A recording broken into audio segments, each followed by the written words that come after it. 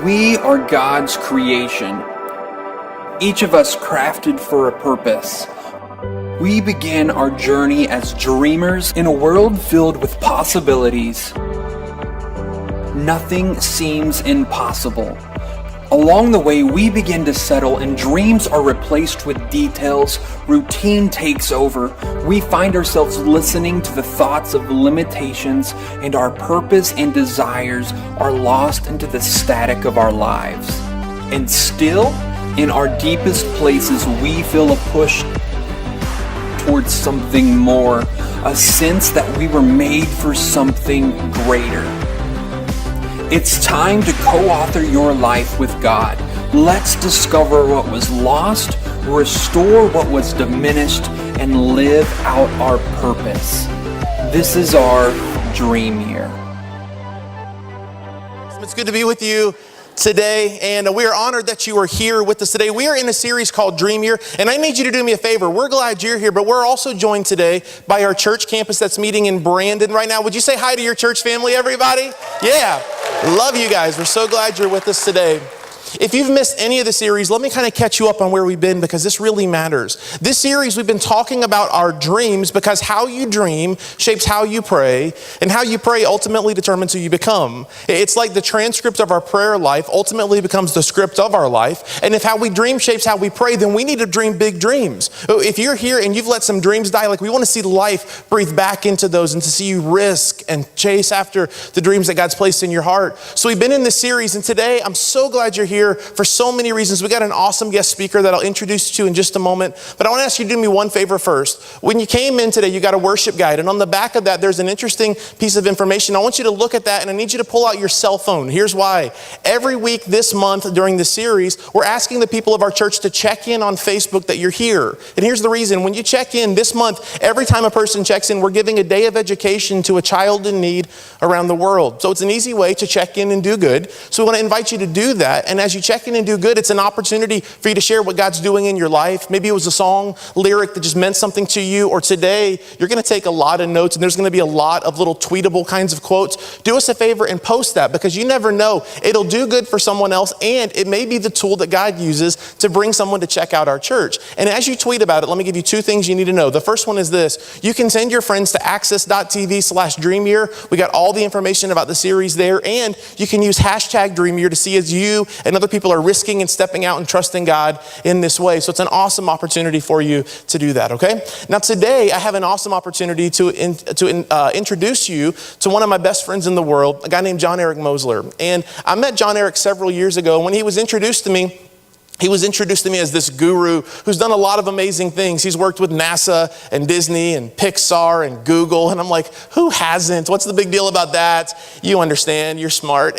But really, honestly, the thing that I want to introduce you to him in the most is this, is that he is not just some guy who's done a lot of amazing things. He's my friend.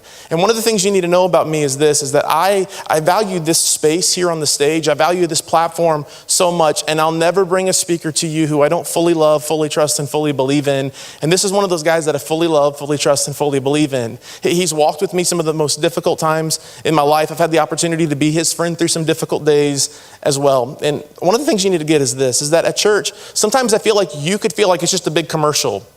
We'll say things like, you need to come to Serve Day. You need to be involved in a small group. You need to be involved in the different things we're doing. But there's always a reason. It's because you were never created to do life alone. And you need good friends to journey through life with you. And my hope is that you will experience some of that in your life as a result of this church. Today, I'm honored to introduce to you to one of my best friends in the whole world. He's going to speak to us on our dreams. His name is John Eric Mosler. Would you say hi to him, everybody?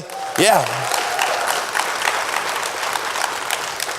I love this guy, and I bought him the bow tie that he's wearing right now. Holler at your boy. It is awesome. Love you, man. Aw.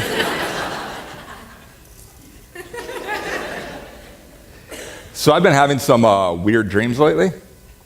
Wish Joseph was around to interpret them for me. I'm not sure he could, though. The other night, it was Mark Cuban and I were hanging out. People like Mark Cuban. And E.T. was there. And we were taking selfies at Princeton. I have no idea what that means. I was up late. I was having Chipotle and watching Shark Tank, and who knows. Last night I was making waffles with Mr. T. So they're becoming awesome. I'm writing them down because it will be a great movie one day, maybe, who knows. I was reading more about Joseph. And I don't know if this has happened to you, but you'll read a story, and as you'll read a story, you'll go back and reread it years later or different life stages later, and there's parts of it that just are fresh, and you're like, oh, I had no idea. That makes a lot more sense. So I tried to put myself in Joseph's shoes. The problem is I had a hard time doing that. It was easier for me to put myself in Joseph's brother's shoes. See, I have a bunch of brothers, no sisters, or they didn't make it, because I have 5 brothers. How many of you have siblings in all our other church? Okay. I have 5 brothers, no sisters. He had 11 brothers. There was 6 of us boys, there was 12 of those boys. I remember what it was like with 6 boys. We would throw people in a pit for no reason. It would have, I can get some money by selling you into slavery, cool, take David. It just is I couldn't imagine double that amount. But also as I was reading this story, I thought to myself, this is just some really bad parenting going on. It's oh, he's my favorite. That's not a great thing to tell your kids. Oh, he's my favorite. It's, I can just, it's like the Liam Neeson, the Taken movies. I don't know if you've seen it. By the 3rd one, it's more about there's some parenting issues. Why is your kids keeping on getting taken all the time? Thank you, you finally got it. But I can just imagine, they're all gathered around for Christmas. Well, Christmas hadn't happened yet, because that was later. So they were having Festivus, all of them. And they were having the airing of grievances, and they were giving gifts, and they got to each one of the boys, and it's hey, here is socks for you. And then you get socks, and then here's socks for you. And Benjamin, here's your socks, and here's socks and socks. And then Joseph, oh, hold on. I got something in the back for you.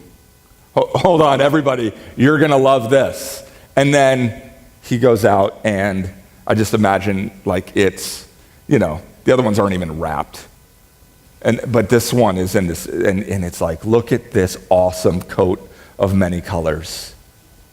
And I can relate to maybe some of the other brothers sometimes. There was some tension and animosity created there. And Joseph didn't help it, by the way. Because the thing is, even though that he had a promise and he had a dream that God put in his heart, he wasn't ready. And I feel this about my own kids. I feel this about students I get to work with, is that I see huge things that God has for them. And partly it's my role to coach them to be ready for that opportunity. So we can look at that all throughout Scripture. We can look at King David when he was a shepherd boy. And there was a promise in his life, but we couldn't have just said, hey, here's God's promise, now here's the keys to the kingdom, good luck. It would have been a disaster. Why? Because he had to go through some things. He wasn't ready. And Joseph wasn't ready, and I'm sure he didn't help it. Because they're hey, did anybody see my coat? Yeah, we know you got the coat. Yeah, how bad did it have to get for a unanimous decision, let's throw him in a pit?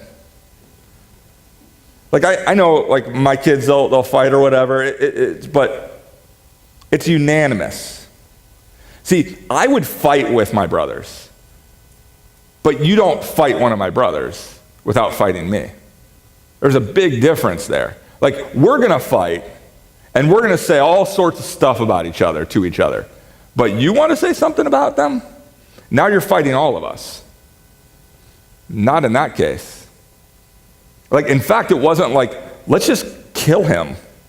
And one of them was like, well, do we have to kill him? Like, the rest, 10 other ones were like, yeah, that's a great idea. Like, 10 of your siblings are like, yes, we should kill him. That would be awesome. That is jacked up. That is messed up. Then there's one that goes, okay, about the killing thing, why don't we just like throw him into a pit and like we'll, like only one. Like if there's like 2 or 3, I'd feel better about it. But like one, only one of you? So along that way, what we have to understand is that what we learned in week 1 and week 2 is that Joseph, before he gets the promise, there's a pit. Before the promise, there's also a prison. And he's sold into slavery. And then last week, we learned how he's in Potiphar's house. And now we find him in a prison. And I don't know about you, but here's what I know is absolute truth. There's a lot of things that I don't know. But I know just a few things that are absolute truth. And one of those is that God puts a dream inside of every person, that we are fearfully and wonderfully made, and that God doesn't just have a dream for you, he has a destiny for you, and that there is something that you are put on this earth to accomplish. Sadly, most people that you and I interact with live mediocre lives and never attain that. Why? Well, in this story, he's sold into slavery. In our story, we volunteer.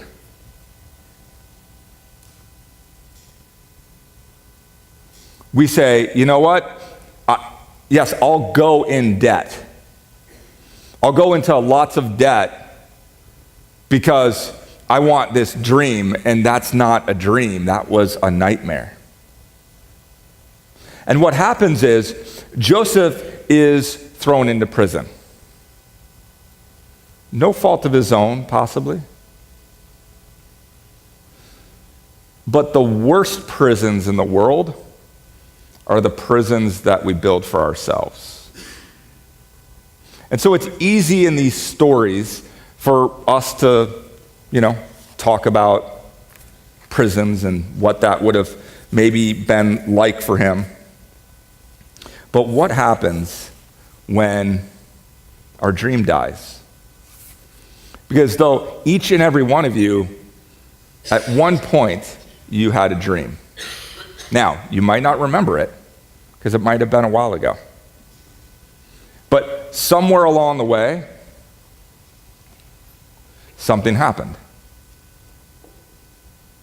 Somewhere along the way, your dream was put into a prison. And you thought that your dream died there. Well, this is an amazing story as we are in this series of Dream Year. And as Pastor Jason talked about, that what God wants is he wants to be co-author of this dream. He put that dream inside of you, and he wants this amazing, abundant life for you. And so as we're going through this, and we see that the worst prisons are the ones that we build for ourselves, and that can be fear. Some of you are in a prison of fear, and you don't want to take a risk. Some of you are in a prison of a mindset. See, what happens is sometimes our memories become a mindset. Bad things are going to happen to us. It only is bad when it becomes a mindset, and then that no longer is a memory. That's just how we live.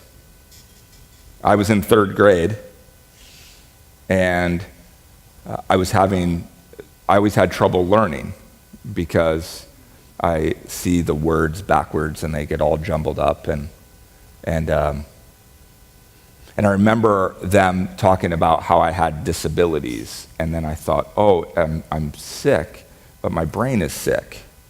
I didn't understand it. Like I didn't know what they meant by that. And whatever they said, the way I translated it is that I'm stupid. So that became a mindset. That became a prison. And I didn't read a book again until I was 27. 20 years went by and I just stayed away because I'm stupid. That became a prison. There is somebody that hurt you.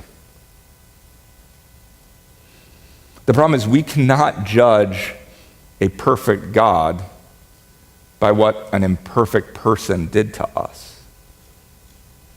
And so we got hurt along the way. There was a relationship that didn't work out. And so now what happens, that's a mindset, and that's every relationship, right? And so whether or not we ask for, I in 3rd grade did not ask for this prison. I felt like I was thrown into it.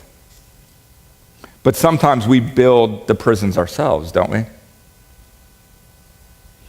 And so what we have to understand is, what do we do? What should our perspective be while we are in that prison? I think the first thing we have to understand is that there's 2 types of people here today. There are those of you who are going through something tough. You're going through something difficult. Now, you wouldn't know that because a lot of times in, coming and going of church or other places, somebody will say, hey, how are you? And you're like, great, how are you? Here's the thing, I'm not great. That's just a cultural greeting. I just said, hi, how are you? Good. No, I'm not doing good. But when everybody says, yeah, it's good, and everybody's doing good, then we say to ourselves, oh, everybody's doing good, but I'm not doing good. I'm alone. And so it's hard for our perspective sometimes. In the book of John, 16:33, here's what Jesus says. He says, I have told you these things so that you may have peace. Now let me stop there. Peace would be more like happiness at that time. Happiness at that time would be more like entertainment. Because we have this idea of happiness is, am I entertained? Is the world revolving around me? Am I getting what I want? Am I comfortable? Is everything convenient? And is everything low cost? Then I'm happy. If that is your definition of happy, you have some, like I was trying to do that emoji where it's sorry, that's not going to work out for you very well. See, the problem is if you go to your phone and you click on the maps, you're the center of the universe. Everything revolves around you. And that's communicated to you constantly. And so we think happiness is that I'm not going to ever be uncomfortable. The problem is God's plan for your life and his promise for your life is a guarantee that you're going to have to go outside your comfort zone. That there are going to be some things that cost you, and that it's not going to be convenient. I'll tell you this, the things that you've been happiest about, the most fulfilled in your life, I bet you if you think about it, like when I was talking to my dad, and I made the mistake the other day because I said he was a Marine, and he's like 82, and he punched me, and it really hurt because he reminded me that he is a Marine, not that he was a Marine. This is a very important lesson. Still hurts a little bit. One of the hardest things that he ever had to do was go through boot camp, but it was one of the most fulfilling things that he ever did. And it gave him, like that first paycheck that you got? You had to earn that? It wasn't just given to you? Because what we want is, I'll be happy if you give it to me. But then the problem is you just won't be happy. But when you earn it, there's a true happiness there. So when Jesus is saying peace, what he's saying is that I want to give you true happiness. I want to give you a peace. Like, wouldn't that be amazing to never have a bad day? Like, no matter what the world throws at you, you have peace. Like, that would be amazing. Jesus says right here, like, I have told you these things so that you may have peace. And then here's his promise. So I'm getting excited. Like, I'm waiting for, this really great tweet and this encouraging word that from the Lord. And here's what he says: in this world you will have trouble. What? Jesus, you're doing it wrong. Like, you want me to have peace, you're supposed to tell me that everything's going to be okay. Like, hey, I'm going to give you peace, and it's going to be all okay. Just think happy thoughts. He says, hey, I'm going to give you peace. Guess what? There's going to be trouble and adversity and pain. That is not helping my anxiety, Jesus. But this is what he says. But take heart. I have overcome the world. That whatever the world is going to throw at you, whether or not you were the architect of that prison or not, I've overcome everything that is ever going to be thrown at you. So instead of saying, hey, just think happy thoughts, what he's saying is, you will have trouble, but take heart, because there's no amount of trouble that I haven't overcome. That gives us this huge sense of peace. You see, there's a perspective that has to shift. There's, I was reading about a man named Viktor Frankl. He survived the Nazi concentration camps at Auschwitz. And there he would tell stories about you had no control over your life, right? He's thrown in there of no fault of his own. He doesn't get to decide, like there isn't a menu that he fills out in the morning of what he wants. Like, this is what you're going to get, and maybe get nothing. Guess what you're having for lunch? A beating. That's what you get for lunch. He has no control. And what happens is there's a time where the guards are beating him, and he communicates that he looks up at the guard and he realizes that there is nothing that guard can do to make him not love that guard. And immediately, everything shifted. And what he realized is that he was the only free person there, and the guard was the one in the prison. That when there is nothing that you can do to me to make you not love, that I'm going to love you no matter what. You can beat me, and I'm going to still love you. That is the only person that has control. The other person is listening to orders. The other person is... And so we have to understand that there is a perspective that needs to happen, a shift. In our house, we have a list of words that you're not allowed to say. I'm going to give you some of them. Some of the parents are like, earmuffs. I'll give you some of the words. Well, like for example, you're not allowed to use church as a noun. You're like, oh, I thought you were going to say something else. No, you're not allowed to use church as a noun because the problem is that church is a group of people. So this can be a school Monday through Friday. This could be a shopping center Monday through Friday. This could be a house Monday through Friday. But when we gather together, it becomes a church. You know when you're a kid and they say, here's the church, here's the steeple, open the doors and look at all the people? We never did that. Ours didn't rhyme as well. is like janky nursery rhymes is what we did. We would say, hey, here's a building with a steeple, open the doors, and look, a church is inside. I know it doesn't flow. It doesn't flow. I don't think it's going to catch on. See, the problem is that the way we talk about church, we could replace the word church with bank, and all the sentences would make the same sense. That's a problem. If you could take discussions about the church and replace the word church with bank and it makes sense, then we're not talking about it right. Because a bank is a place that you go for transactions. It has a time, it has a location. A church is something that makes transformations in the world. They're two totally different ideas. So, the kids don't always like it because they're like, what time is church? Well, the sun has never set on the church since, Dad, just tell us where are we going? We can't go because there's services happening all over. Just stop it. I'm wanting to make a point, right? To them that you are the church, you don't go to it. You decide to become it. Another one that we use is we don't tell our kids to have a good day. You're like, you are a horrible father.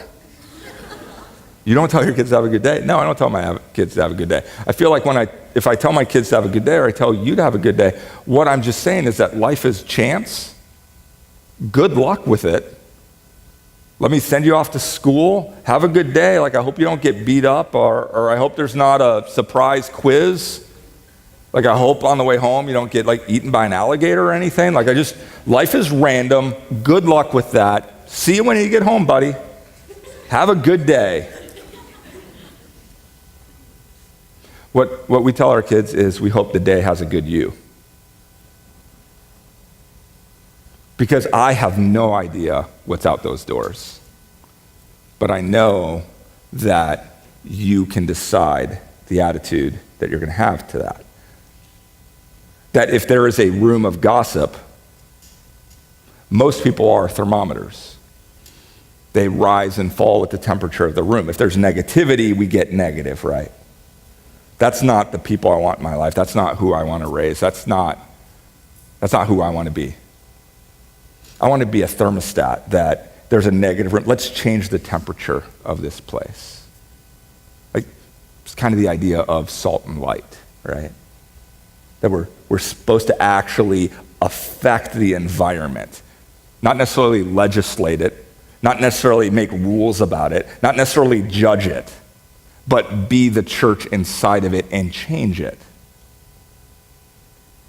So have a good day. You're like the world. I hope the day has a good you. Let's change the world. You're not allowed to say that there's good news or bad news. There's just news.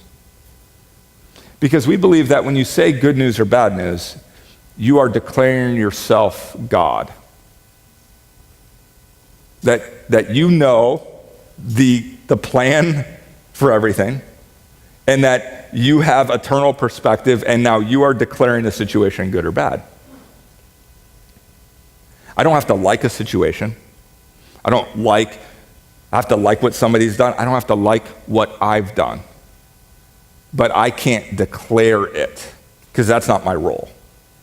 My role is not to condemn. My role is not to judge. Because I know people that got good news, and we all congratulated them on Facebook, right? We're like, yes, good job, congratulations. And 3 years later, their family isn't together because their success became their prison. And here's what I know about prisons. You don't want to be in them, right? If I ever was thrown into a real prison, the very second I'm there, I'm like, how am I getting out of here? I am looking for every way to hack the system because I am getting out of prison. I am not going to stay there. None of us want to be in a prison. So when we create prisons in our own life, we try to escape our own life, don't we? We do that by distractions. Those distractions can also become addictions. Do you see what happens is that when we have these prisons, what is happening to our dream? Here's what I know about anybody in our family and friends of mine who have struggled with addiction. It kills their dream faster than anything. You aren't thinking about how you're going to start that business or how you want to start that nonprofit or how you want to create a short film while you're trying to also get your next fix. So that's the danger of these prisons we create for ourselves. So there's not good news or bad news, because I know this about bad news. And we've gotten a lot of bad news in our life over the years. I know some of our bad news, it was a mess. And that ultimately became a message, which then was able to be a miracle for somebody else when we were able to call them when they found out their child had a heart defect. Or when we went through something really difficult. At the time, I have no eternal perspective, but I know that in Romans 8:28, it says that all things work together for good to them who are called according to his purpose. Is that, hey, it all works out. It's all going to be okay. God is going to use that. And so when we look in this prison, I think it's an important thing to understand, is because all of us have created some prison in our life. I was talking to a really good friend last night who does prison ministry. And I said, tell me what's the best advice you talk to somebody who's in prison? And this is what he said. He said, just because you're in prison doesn't mean prison has to be in you. And that's what he tells them on the first day. And I'm thinking, wow, just because there is debt, I'm in debt, doesn't mean debt has to be in me, in that mindset. Just because of fear, addiction, brokenness, that does not have to live in me. Because you know what lives in me? This dream God has. And this dream cannot be contained by that. We have to also understand, besides just perspective in prison, it's important to know that we have purpose in prison. That prison actually might be a rescue. In fact, you'll find that in next week. And what you're going to find out is really what ends up happening after this prison. That this prison actually is this amazing setup that will tie back to this pit, and that it will turn around and rescue everybody. This idea that Joseph is thrown into this pit and has all of these experiences, that the minute that these brothers threw him into a pit, what they were doing is they were rescuing themselves years and years later. They thought what they were doing was evil. And everybody would have said bad news. And everybody wouldn't have had perspective. But what they didn't realize is that God had a plot twist. There's a process. There's this promised land. There's always a plot twist that we never see coming. And we struggle with it to understand it, and we can't. But the minute they threw him in the pit, they were actually rescuing themselves. It reminds me of the story that God becomes man and we murder him. We murder God. And in that plot twist, we actually rescued ourselves. That we thought we were killing God, and what we were actually doing was rescuing ourselves. That prison, that pit, that cross was part of a process that God was using. That you have to understand is that your prison might actually be preparing you for your promise. That if it wasn't for that prison, Joseph would have never fulfilled his promise. That in that struggle, that produces strength. We get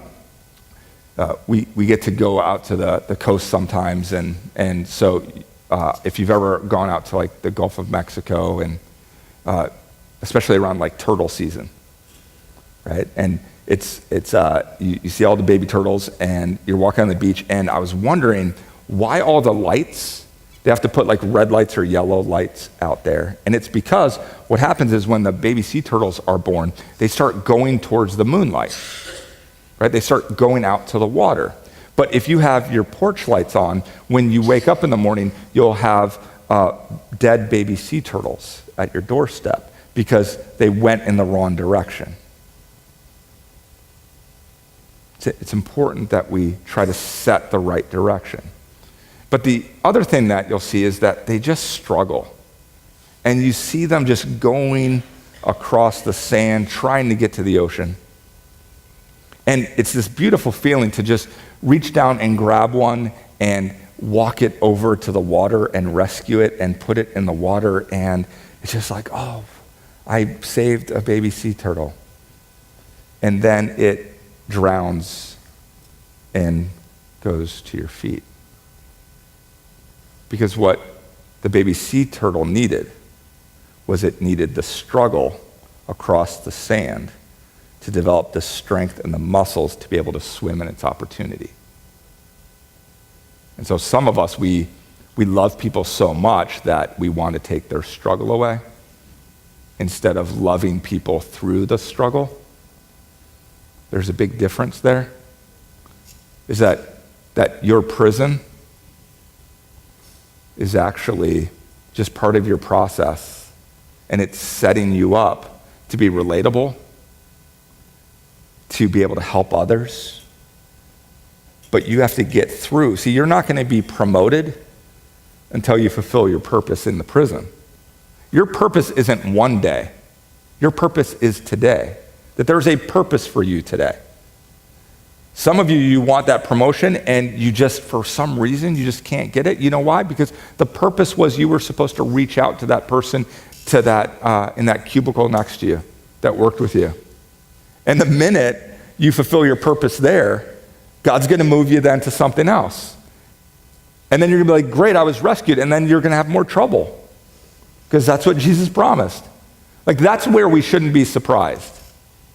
The big thing when somebody will get thrown in prison, right? Or somebody makes a mistake. Somebody sins or somebody falls or whatever that terminology you want to use. The only surprise should be that we were surprised. Because Jesus saved us from the penalty of sin. He didn't take sin away. So we have to be, so in that, to understand that there is purpose there. I love this idea that Paul, when you look at your Bible and you look at the New Testament, do you understand that 2/3 of it was written from a prison? That Paul wrote most of the letters from a prison. And there were some friends that left him. Demas left him. But there was a Timothy. And Timothy would just hang out with him. Didn't even have to say anything. He'd say, hey, I need more ink. Timothy would run and get it. Hey, bring me some more scrolls. He would go and serve him. He would go and help him. He was there to encourage him. You're saying your prison actually can be a platform, probably the greatest platform. If we would go through and study and say, who has impacted culture? Let's look at Christianity. What are some of the top voices? We would all agree that Paul was one of the greatest influencers in the world. His platform was a prison. When we look at prison, though, there's an important idea in John 12:24. I wanted to show you this verse here. Very truly I tell you, unless a kernel of wheat falls to the ground and dies, it remains only a single seed. But if it dies, it produces many seeds. I want to give you hope that in your struggle, in your prison, in your adversity, there is something that needs to die in you. That thing, though, is not your dream. When you're going through something, the important thing is that you keep going and you embrace what it is that has to die. The problem with many people and repeated mistakes is that that thing that caused it didn't die. So if it doesn't die, it just repeats itself. That has to die so something else can live. Your dream is what's meant to live. That there is no prison that can contain a God-sized dream. And that God not only believes in you, but he still believes in your dream. And he wants to be a part of that dream. It's important, though, to have a good friend along the way. It's great that Joseph, it says, and the Lord was with him, and that the Lord was with him. And you'll see many times, Jordan was talking about that last week, is that the Lord was with him. And when he went and he talked about when he interpreted those dreams in chapter 40, he said, hey, now don't forget me. And that whole chapter ends with, and they forgot him. My dream and my hope for Access Church is that we don't forget people. That we don't forget that there are people in invisible prisons all around us. That there are people that are hurting, that we are all born into a world separated from God. There are people that need hope. There's people that need a friend. And that this could be the kind of church that is a friend to people, that is a friend to people's dreams. Your pastor has been an amazing friend to me. The kind of friend that you don't deserve. The kind of friend that I want to be to people. Can this church be that kind of friend to others? There's a man who fell in a pit once.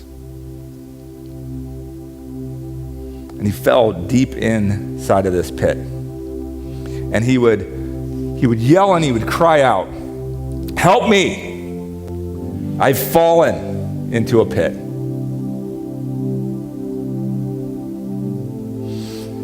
And one day, a doctor had passed by and he was in a hurry. And he saw that man was in the pit and he couldn't reach down and grab him. And he couldn't do that by himself. But what he did is he had some medication with him. And so he threw some medication out and said, "Hey, here's some pills. Take these. You'll feel better.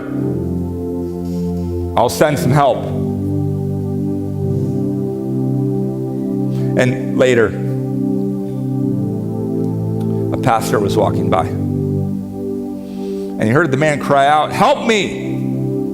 I'm in a pit." And he saw that he couldn't reach down or lower anything there all by himself. But he had his Bible with him. He said, hey, he threw his Bible down there and he gave him some verses. He said, "This will comfort you. I'll go send for some help." Then there was just a common, ordinary man that was walking by and he heard the screams, "Help me!" And he saw that he couldn't help him. So what he did is he jumped down into the pit. The man said, what are you doing now? We're both stuck." And the man said, "I've been here before. I'm just going to keep you company until help arrives." There can be no greater testament in the world than a friend who will just sit with you in your pit, who will just visit you in your prison and just say, "Hey, everything's going to be great. And I'm just going to stay with you until you get better." until you have the help arrive. And I pray that that is always what people can say about my kids or my family or myself, is that I want to be the kind of friend that I needed. Your pastor is that kind of friend, and I want your church to be that kind of friend to people. We're all gonna bow our heads for a second, and Pastor Jason's gonna come back up. And we want to pray for you because we do believe that prayer matters. Because we have this collaboration with God. We have this ability that we can talk to God. And God talks to us. And so I believe that there are people in this room today that there is something that was stirring in your heart, that God has a dream, and somewhere along the way, self-imposed or not, your dream began to die.